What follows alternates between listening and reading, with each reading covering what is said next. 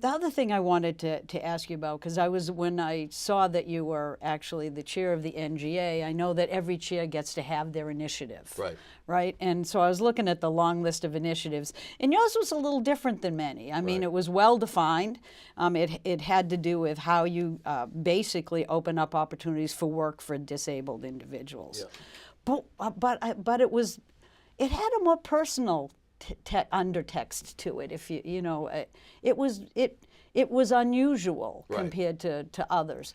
Why? Yeah. I mean, where did that come from? So I think that two things. First, I had an experience when I was early in my tenure as state treasurer, and I visited one of our employers. It used to be the MBNA. It was a credit card bank that was ultimately taken over by Bank of America.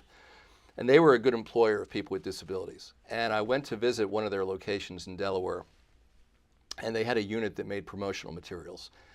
And I met a guy who was 25 years old. He had Down syndrome. He was making T-shirts, and he was incredibly excited about this job. So I asked him to tell me about the job, and he did. And then I asked him, I said, what did you do before you got this job? And he told me that he had sat at home for 6 years watching TV with his parents.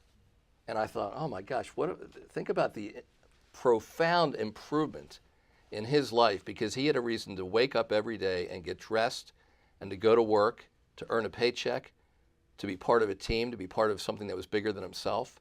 And I thought about the improvement in the quality of life of his parents, because they didn't have to sit at home with him all day watching him watch TV and make unhealthy choices about eating snack foods and all these other things. And I thought, if I ever have a chance to work on something at the national level, this is what it would be.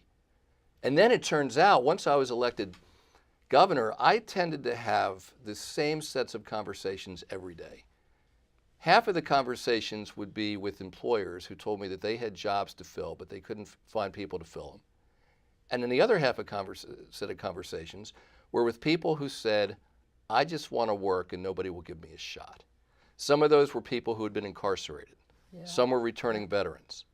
Some were people whose schooling had just not done well by them.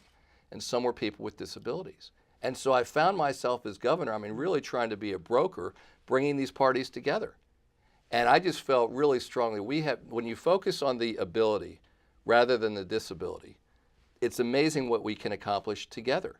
And so when I became chair of the National Governors Association, I decided on this issue, and it had the great benefit. There's so much division, so much partisan rancor in our country, that this issue, disability, crosses every boundary, including Democrats and Republicans. And so it turns out that some of the governors who most enthusiastically embraced this proposal, we had plenty of Democrats, but Scott Walker in Wisconsin mentioned it in 2 State of the State speeches in a row. Terry Branstad in Iowa before he went off to become the ambassador to China, and so many others. Because we all wanted to be the jobs governor, and what I kept saying was, it's good to be the jobs governor, but let's be the jobs governor for everybody in our state.